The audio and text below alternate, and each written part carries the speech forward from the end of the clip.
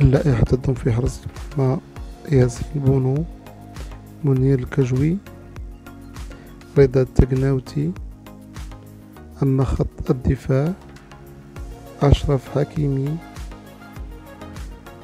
نصير مزراوي، نايف أكرد، غانم سايس، أشرف داري، جواد اليميق، يحيى عطية الله، بدر بنون. أما خط الوسط فيضم سفيان أمرابط، عبد الحميد الصبيري،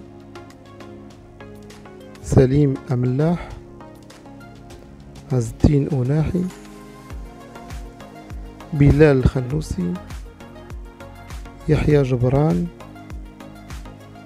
أما خط الهجوم حكيم زياش، سفيان بوفال، أمين حارث،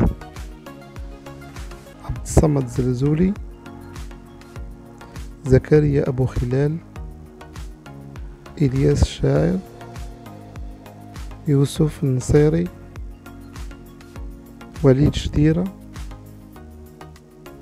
وعبد الرزاق حمد الله.